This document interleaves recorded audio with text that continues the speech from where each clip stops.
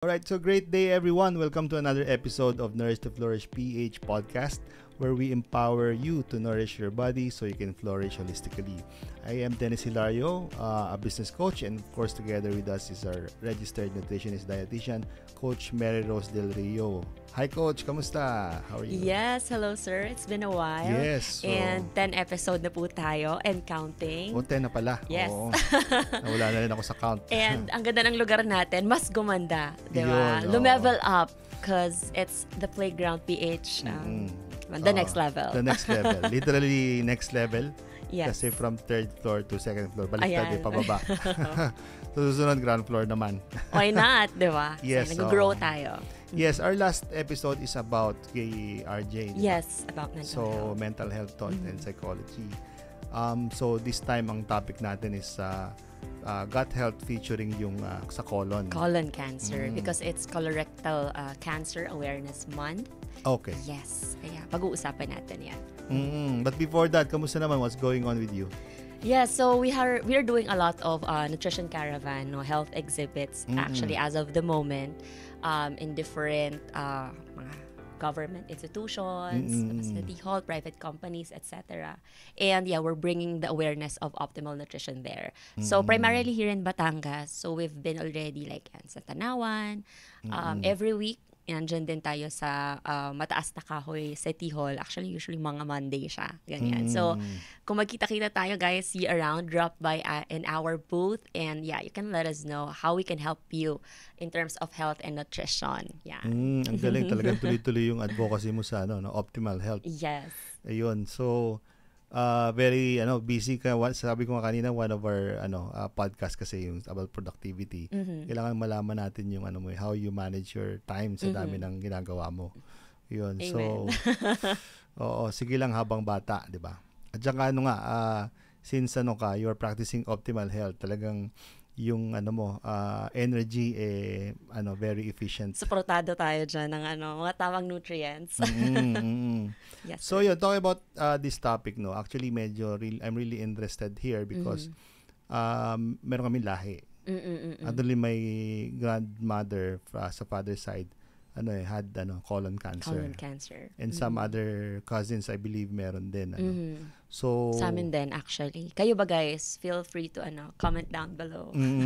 So, maganda to. So, yung may mga history, at saka, yun nga, minsan na-inherit talaga yung mga ganitong sakit, So, tingnan natin kung paano siya mape-prevent, Yes. So, yun, first question is, ano ba talaga exactly yung gut health and why is it important? Ayan. So, pag pinag-usapan po natin yung gut health, always dyan correlated yung tinatawag na gut microbiome. Ayan. So, these are live microorganisms inside our body. So, may tamang population yan, yung mga bacteria, viruses, fungi. So, they live inside our body. So, not all bacteria are bad. May mga good bacteria din po. Okay. And also, pag sinabing gut health, 'di ba? Hindi lang yan digestion. Kayo ba, sir? What comes first to your mind pag sinabing gut health? Gut health? Yes. Mga yung mga lactobacilli, Ayan, mga wow, di ba? probiotics. Right. So, pero later on ko na lang yun yung naging top of mind ko pagdating sa gut health. Sa gut health. Pero initially nga, so it's really related on from the stomach, diba, towards the intestines. Yes. Yun. Right. Actually, while also we're doing this health and nutrition caravan, especially in around Batangas area, dito rin ako nagkakaroon ng idea that not all people pala rin talaga are aware about it, right? So when I usually brought it up, when they raise a certain health concern of theirs, and then I get to explain na related po dyan yung gut health natin, so we need to improve that. So, ano yung gut? Yun. So, parang akala ko, siya, alam niyo yun, sir, it's like one of the basic know-hows when people get to talk about health. Kaya maganda rin talaga. Mapag-usapan natin to. So, gut spelled as G-U-T. No, yan. So, hindi lang siya about digestion, hindi lang siya about the tummy area, hindi lang siya about related sa weight management. Usually kasi yun yung mga yung alam lang natin, right? But actually, our gut health goes beyond that. Connected siya, sir, sa maraming, it's directly related. Kumbaga parang kung may problem po sa ating gut health, pwedeng yung absorption of nutrients, pwedeng ma-compromise, right? And at the same time, elimination of wastes, etc. So, and eventually, it can affect like your skin, your mental health, immunity. Ayan, ganun po siya ka-importante. Correct. Actually, rin yan pinag-uusapan din yan when you're trying to do a decision making, no? So, kung hindi mo siya ma-explain logically, what does your instinct tell you, or what does your gut tells you, diba? Oh, exactly. O, diba? Ginagamit natin yung mga ganyang linyahan. So, parang yun yung core Yun yung nasa core, yung gut more, yung instinct, diba? So, right. There's another angle sa pagdating sa gut. Perspective or insight about it. Correct. Oh. Pero, which organs ba play a role in gut health? Yes, so and usually how do they work together ba? Opo, what comes first into mind, syempre yung bituka natin, ganyan. The small intestine, right, and the large intestine. So konting recap tayo, ano bang difference ng dalawang yan? Right, small intestine usually it's where the yan yung absorption site happens.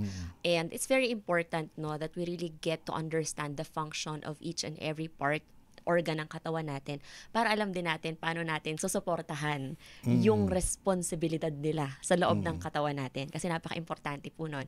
So, if you know that the small intestine is the absorption site, the next question would be, sino yung involved sa absorption? Yan yung later mas pag-uusapan natin. Get tuned in. Pero before that, click muna subscribe. Yeah, subscribe and follow. Subscribe and follow. Ayan, sa ating Nourish to Flourish PH. Okay, because it will help, a lot of people to also be more educated and aware about their health. Correct. I-share nyo na rin, guys, sa mga family and friends nyo whom you think can really benefit a lot from improving their gut health. Ayan. Yes. At saka kasi, dagdag ko lang, one of our podcast na your sister were a guest last night at saka i-guest ka rin namin is about productivity. So one of the things that I learned from Maris, your sister, is that yung kanyang lagi niyang sinisingit yung productivity niya is yung pag-take care nga of her nutrition. Kasi yung people becomes stressed and burned out, ang perspective niya kasi is because of lack of nutrition and micronutrients, which is I realized last night na totoo nga yun. Yung iba ang ginagawang ang unang top of mind na mindset nila pag na-stress is mindfulness, meditation, pero in reality dahil because of lack of right nutrition and probably rest and sleep, di ba? Yun. Kaya importante itong podcast na to. Yes.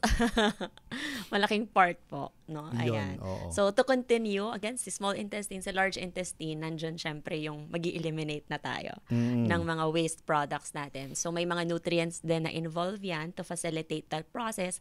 Kasi at the end of the day, ayaw po nating ma-imbak yung dumi sa katawan natin. Right? Correct. So, sino pa yung may kumbaga function in terms of our gut health. Syempre nandiyan din si pancreas natin. Importante alagaan natin yan. Our pancreatic cells is involved in insulin production. So kaya basically kapag meron tayong yung sugar natin, medyo alanganin, diabetic or pre-diabetic, nako-compromise din talaga yung gut health. Kasama din po dyan yung ating liver, which is, we know, that's one of the main organs for the detox process and also the main organ for fat metabolism. So, nagkaroon na tayo, Sir, right? Yan, isang episode about liver health. Liver health. Kaya pwede nyo i-check yung ibang videos natin. Correct. Should you want to learn more about your liver health naman. Yes. Yeah, so if someone has poor gut health, Yeah. ano ba yung mga first signs or symptoms na they might notice? Yes. So, number one, syempre noticeable yan sa digestive area. Right. Okay, pwede kang magkaroon ng mga bloating, kinakabagan, hindi matunawan. Usually, ang una dyan is that yung poor bowel movement. Right? Talagang, sometimes I really meet a lot of people once or twice a week lang sila, sir, nakakapagbawas. And it's really alarming. Alarming po talaga yon because ideally, yun nga, once or twice a day, nakakapagbawas tayo. So, yun yung very basic. Yun yung normal.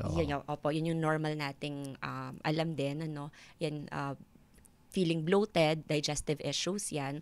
And then, it can also sa ibang parte, reflect sa ibang parte ng health natin. Like, just yesterday we have another health exhibit. Ano naman siya? Sa skin, can also reflect sa skin. Like yung mga eczema, psoriasis, others, kala nila yung psoriasis is just, yun nga, ano lang siya, immune-related. It's an autoimmune disease. However, it's also rooted in your gut health.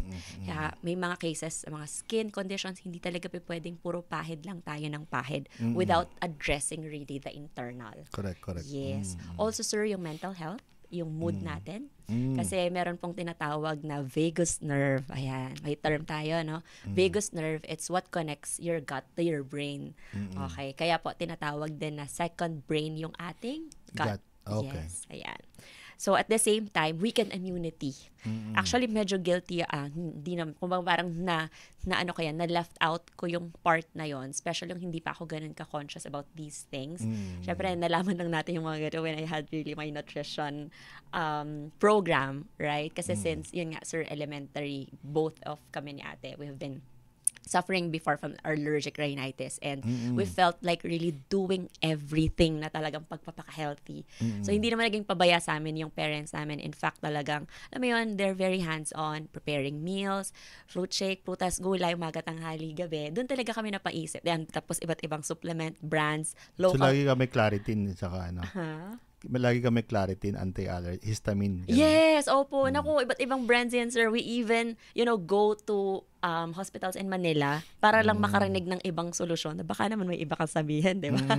Sa ano mo. Kaya lang ka talaga mapapaisip, di ba? You felt like, naramdaman nyo na ba yun, guys? No? Na parang ginagawa mo na lahat, and yet, hindi mo pa rin makuha yung relief or health goal na gusto mo. So, until, yun nga, I addressed na the gut health on top of the lifestyle changes that we're doing, dun lang nagkaroon ng significant improvement. Yes, it was 2019 yon na sabi ko, grabe, darating pa pala yung time na, kahit sobrang lupit ng mga external sa paligid, allergens, kumbaga yung mga pollen, gabok, and all that, minsan pagpuyat and all. So, actually, ako, nung bata, ganyan din eh. Meron din ako ganyan. Pero, for some reason, nung nag-start akong mag-training ng swimming, nawala yung yung rhinitis. Yes. Tapos eventually, parang nag-evolve na naman yung katawan ko. Na-allergy naman ako sa chlorine. Chlorine? Okay. So, na-improve pero pala allergy sa chlorine? It's the first time. I don't know kung allergy ba yun or irritation. Probably irritation. So, eventually, yun na nag-resolve ng rhinitis. Pero, tinigil ko na nga kasi na ko sa chlorine for some reason. But in the skin? Or how does sa, it? Sensitive. Sa nasal. Sa nasal part din, no?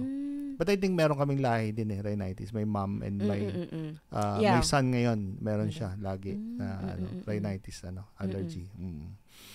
Ayun. Okay. So, yung isang learning natin, gut health can also improve yung mga ganong allergy natin. Opo. Or immune system. Kasi po, 70, take note, guys, mataas na number to, 70 to 80% of our immune system is housed in the gut. Right? So, marami tayong mga health concerns na related sa immune system.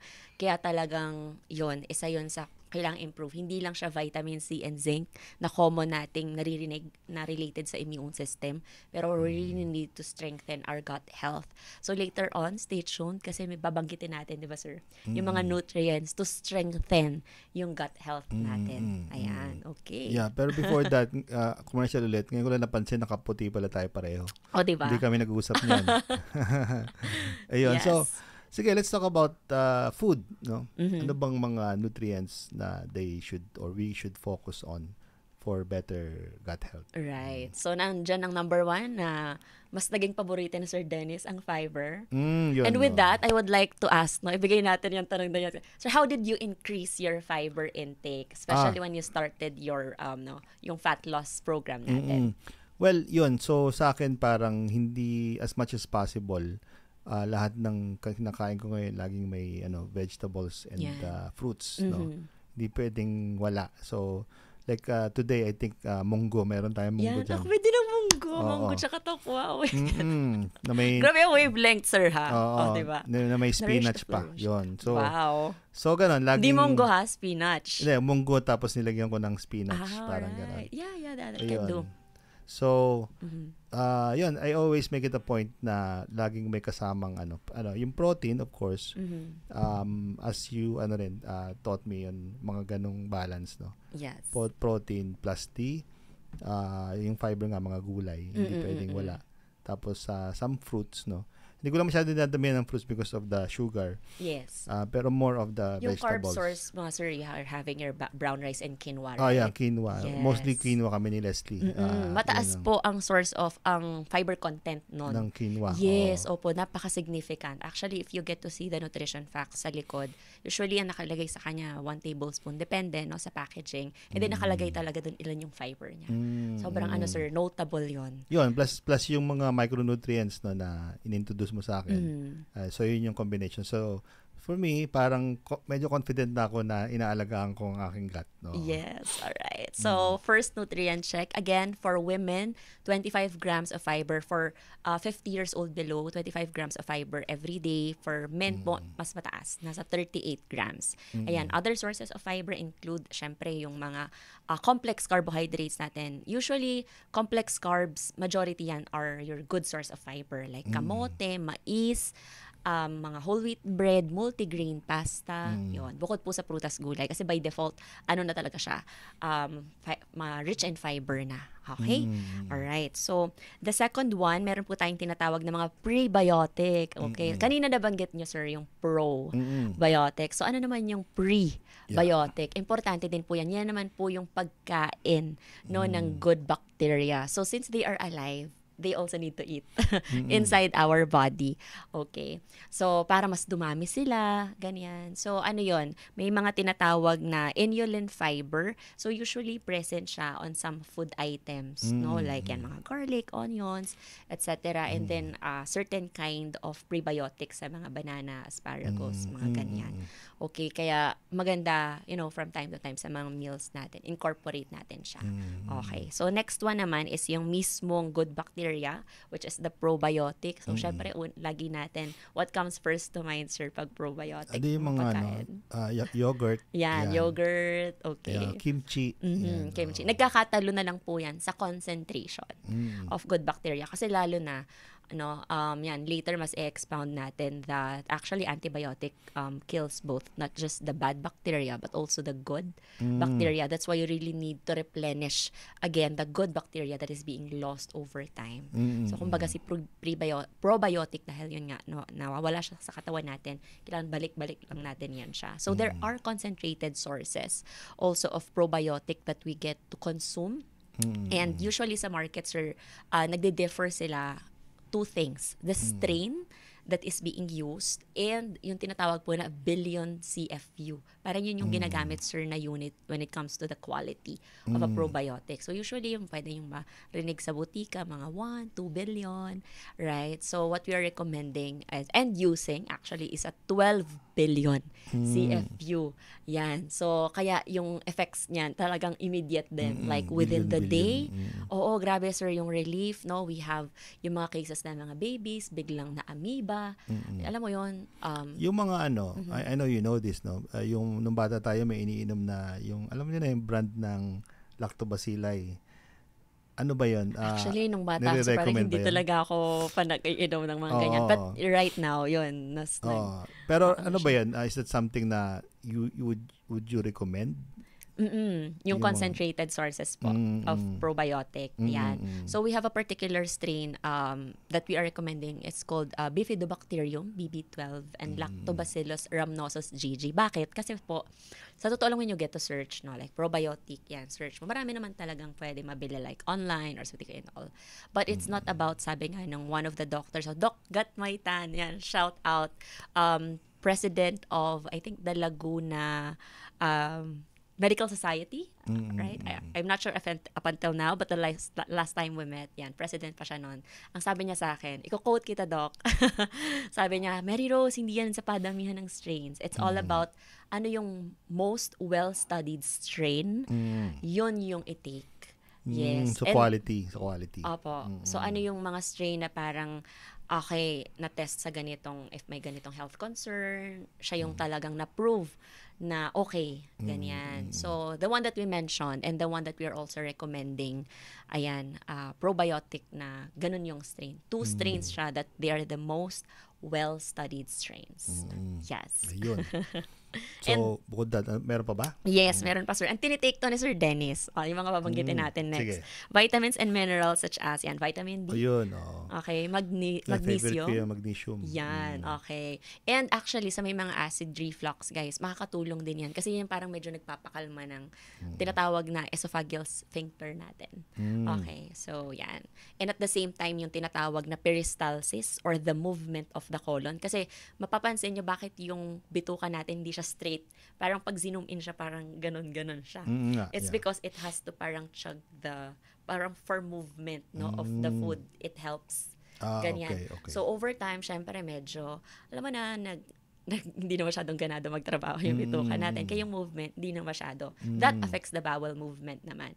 So, with a good amount of magnesium, it helps na yung galaw ng bituka mo, nandun pa din, kahit nag-i-age. Kaya po sa totoo lang, hindi talaga excuse na pagkat nag-i-age tayo ay magsa-slow down ang metabolism. It may happen, but you can intentionally improve that. Yon. So, yeah. Support din natin sa gut lining, of course, yung zinc. So, lahat ng mga immune-related na mga nutrients, ideally, sila, parang Avengers, nag-join forces together. They get to have what we call the, what term is that? Synergy. Yan, the synergistic effect. Yung together, they are stronger. Yan. They reinforce. Voltes 5. Voltes 5, yan. And syempre, lastly, yung mga antioxidants natin, like sa green tea, di ba, sir? Yan, din natin yan. Like EGCG, yan. Sobrang nakakatulong din naman yan in terms of mga belly fat burning. Okay? So, mga visceral fats natin dyan, it can help support the gut health natin there. Yun, so ang dami natin nakuhang listahan, Siguro just a matter of, hindi naman kailangan bigla-bigla, gradual increase of, these things para, gradual na ma-improve natin yung ating gut. Yun, kasi may mga kind of food din kasi na, like me, hindi ako masyado mahilig sa kimchi. Yun. Pero may mga alternative naman like yogurt and other fermented foods. Yes. Okay, so let's talk about yung yung damage ng gut over time. Ano ba yung biggest threat natin pagdating sa gut health? Ayan. So, syempre, number 1, yung food natin. And ang tanong, ano yung kind of food? Right? So, syempre, yung processed food po natin, nangingibabaw talaga yan. Lagi, and it has been proven and tested. So, ang tanong, kailan, from time to time, syempre, papakain tayo niyan. Siguro once, twice, max a week is fine, but beyond that, it can really have an effect na sa gut natin. So, bakit po? Kasi syempre, maraming mga kung ano-anong hinalo na dyan na hindi naman natin pa alam. Right? So, hindi siya fresh meat. Kumbaga, okay? And at the same time, inflammation.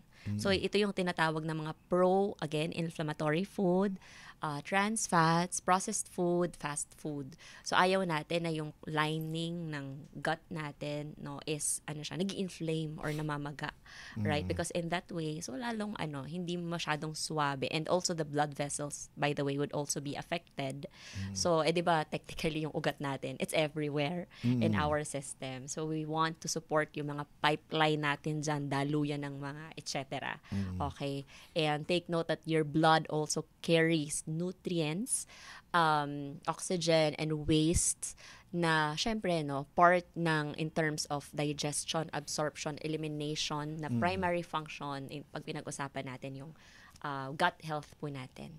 Yan. So, number 1, okay, for yung ating challenge sa diet natin. So, too much sugar, simple sugars, again, limit po natin to maximum of yung added sugar natin of 25 grams per day. So, makikita po natin yan sa mga sa mga nutrition labels natin.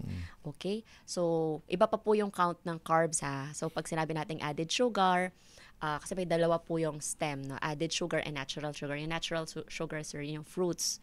So, iba yung computation. Iba din yung computation ng carbs. Iba din yung computation ng added sugar. Added sugar meaning, ito yung mga pagkain kung saan during the manufacturing process, idinagdag talaga yung asukal. Like pastries or yung mga fruit juices natin, pwede nyo tingnan yung bote. Correct. Okay. We mentioned earlier, sir, yung yogurt. 'Di ba meron na rin yung mga tawag doon, yung mga yogurt Frozen drinks. Yeah, 'Di ba? yeah. Like Yeah. alam natin yung mga Froyo, brand na yan. yeah. Froyo and let's say, pwede ba mag-mention ng brand? No, I don't know. But yung mga natin, probiotic drink. Okay, probiotic drinks natin. So, Yung mga sugar yan. opo, and mataas talaga. Kasi sa totoo lang noon, nung hindi pa ako, yun nga, sobrang conscious sa mga ganito. Wala, inom lang inom. Ano ko yan eh. Tawag doon yung favorite. Kaya nas part of cravings ko yan. Pero yung 25 grams ba per day, ano yun, total na of all total all po types? yan nung all added. types? Yes, all types. Or just added? Total of all types of sugar na Nung kinonsume total mo? na po ng added sugar. Oh, just the added sugar. Yeah. Okay. So, of course, familiar tayo dun sa small one, sir, di ba? Nagsisimula sa letter Y. Baka naman sponsor na tayo ng Yakult. Kaya sinabi na natin. So, meron sila ngayong regular, di ba, yung red bottle. Nasa 14 grams yun pagkita mo sa likod. Yung classic. Yung light version nila, yung kulay blue, which I just bought yesterday. Okay. Nasa around 8 grams 8 na lang. lang. Okay. Yun. So, kumbaga, dun yung pag alam mo, okay, naka 8 grams ako nito. So, meron pa ba akong ibang added sugar source na inano? So, pwede ba akong makadalawa? Pasok ka pa ba sa 25? Kung makadalawa ka, yun eh. Yun yung why do you really have to know that? So, if nag-exceed ka doon, yun. Kaya tayo, eventually, pwedeng mas mataas yung risk of having like diabetes and all that. Okay? So, marami pa, sir, like, stress, lack of sleep, Yun. okay? Dahil nga nabanggit natin kanina na yung the gut-brain connection. Siyempre, pag medyo alanganin yung ating mental health. Tulog. Ano yan it's a two-way street. Oo. Oo. Ganyan siya. And, ayun nga, nabanggit natin kanina yung antibiotics. So, overuse of antibiotics and medication can also alter your gut microbiome. Ayan. Ayun. So, of course, siguro, yung pag-workout nakakatulong din. Yes, Diba? Definitely. Kasi pag sedentary ka, And masipag dyan si sir. Talagang no question about it. Oo nga. Yes. Okay, so holistic siguro, again siya, sir. Diba? let's strive na lang siguro yung talagang right balance, no? From physical, mental, at saka yung nutrition. And I think if you do that, hindi lang naman yung gut mo ang maapektuhan eh. Diba? Almost all your organs are affected na good benefits kapag binalance natin itong mga to. Diba? Yes. Okay, so since we are raising yung awareness natin about colorectal cancer, how exactly does gut health relate to colon cancer risk? Yun. Ayan. So, pag chronic yung inflammation natin, yun talaga yun. Chronic, it means that laging naaalarma, no? Or you've been exposing your gut to the pro-inflammatory food like every day. So, like kung hotdog ka every day, fast food ka every day, ganyan. So, pag lagi talaga siyang, there's a threat every day, yon, dun po tayo pwedeng pataas ng pataas yung risk. Meron akong naririnig na, narinig na basa, etc. na pag mid-40s ka na, you really have to do a colonoscopy. Yes, To opo. check if you have polyps or cancer, no? So, would you also advise that? Yes, opo. Actually, nagiging standard siya ngayon given the increasing cases that we have here in the Philippines. So, as of 2020, nasa 17,000 plus. Yun yung prevalence. In fact, I think nasa third most common cancer right now, sir, in the country, ang colon cancer. And very challenging also. Kasi may mga types of cancer naman na ngayon na madali nang gawa ng paraan like breast cancer, prostate cancer, etc. But colon cancer still remains to be one of the most difficult, challenging type of cancer. So ayaw natin, to really increase our risk for that. Marami naman pong mga pagkain na, alam mo yun, pwede talaga natin kainin pa, right? So you can check our other videos to know more about it. But yeah. Pero common na rin talaga sa Pilipinas yung colon cancer. Diba? Yes, opo. Talagang. And ito pa, just to bring up a story. Story time. Sige. One of my clients, siya, nasa 40s. Sabi nga niya, Mary Rose, grabe, never akong na-hospital. And even though yung kanyang yearly annual physical, parang wala talagang no. Kasi hindi naman talaga siya makikita dun sa normal na blood chem natin. Kasi nga, usually, it just detects your urine, stool, yung mga lipid profile, sugar, etc. And bigla na lang, ang naging symptoms niya is that sobrang soft yung stools and it's very frequent. Like, ilang beses siyang pabalik-balik sa CR. Like, more than 5 times. No? And unti-unti nang nagkakaroon ng stool. And usually, sir, and biglang drop ng weight. Well, mapayat naman na talaga siya. Pero parang, alam mo, sir, yung payat na mukha talagang may sakit. Oo. So, kaya, it was really very challenging. Pero, I'm just curious, no? Kasi pag nagpa-colonoscopy ka, medyo pricey din to eh. Diba? Pagka ginawa mo to. So, for some people na medyo, hindi cannot afford muna yung mga ganyan, ano yung pwede nilang gawin na, test or whatnot, or siguro symptoms na bantayan nila para lang para lang meron silang initial, first aid or prevention ba? Opo. So, yeah, whole abdominal ultrasound somehow, pero kasi hindi talaga niya super, sir, makikita yung mga, kung may bukol sa loob ng colon eh. And also the ones that we mentioned earlier, kung nagkakaroon ka na ng consistent na mga digestive, na ganun, like signs and symptoms. Dapat pa-check mo na. Oo. Though, yun nga, once kasi talagang confirmed na you already have colon cancer or mga namumuo dyan sa loob ng bituka natin, drastic kasi siya talaga, sir, na like what happened kay, diba? Hindi man siya colon cancer, pero yung bukol din na malapit sa, ni Doc Willie Ong, right? So, yun, doktor na yun, for sure, regular yun na test and everything. So, parang bigla na lang na meron ng namuo sa loob, tsaka na lang niya nakita na, ay, may ganito na pala akong problema. Ano na nga bang niya? Sakit niya? If I'm not mistaken, parang somewhere related, let us check na I just want to be specific. Oo nga. Tingnan natin yung, pero I think he has improved right now significantly. Oo. Check nga natin yung ni Doc Willie Ong. Bigla tayong, kasi ayaw natin maging, di ba, mag-assume ng regarding dun sa case niya. Yes, oo. But it has improved significantly. Dun niya nga sa Singapore nakita na, sabi niya ganun pala ka-importante na mabilis talaga, sir, yung sa mga lab results. Ganyan. Kasi minsan emergency na talaga, di ba? Yes, oo. Yeah. So, while you're looking ihabol natin yung so, specific diagnosis. If I get it right, sabi natin sarcoma. Ayan. Sarcoma. So, nasa abdominal area yung tumor. Yeah. Okay. So, related din siguro yan sa gut health, no? Yes, definitely. Opo. Sa abdominal area kasi siya, sir. Oo. Sige, so isa-isahin lang natin yung takeaway, no? So to take better care of our gut, sabi natin kanina, eat more fiber, tapos stay active nga for exercise, Yes. 'di ba? Tapos i-manage natin yung stress, especially kung lagi tayong stress.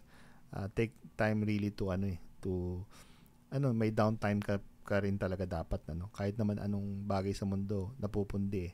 So dapat magpahinga din tayo, 'di ba? Tama. Don't Tapos, deprive yourself. yun, colonoscopies can also catch early warning signs, no?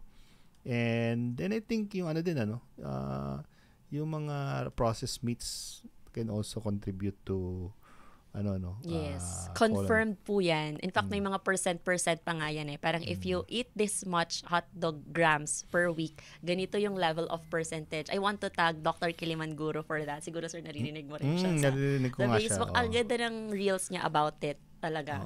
So, yeah, he mentioned something about that. And meron yung study. Kaya, ayaw man natin maging KJ, no? Pero, yeah, moderation is key. So, talagang, like on our end, how do we eat? Yeah, may hotdog kami sa bahay, but how do we do it is like, panghalo sa spaghetti. And usually, kailan lang ba kami nag-spaghetti? Di ba? 2-3 May times in a spaghetti month. dyan, baka gusto mo. So, ayan. At saka yung hotdog naman, hindi naman ganun talaga ka-significant. Sobrang dami. Di ba? Minsan, pampagood vibes, pampahappy, ganyan. But again, don't overindulge. Yun lang naman po yung ibig sabihin natin. Balance talaga. Balance is the key. Yes. Ayun. So, balance and prevention, of course, yung mga sinabi ni Coach Mary Rose, talagang sundin natin, at times, yes, we're not perfect, pero at least we're mindful and aware na dapat nating pigilan yung ating mga sarili sa mga ganyang processed meats and sugar, no? Yes.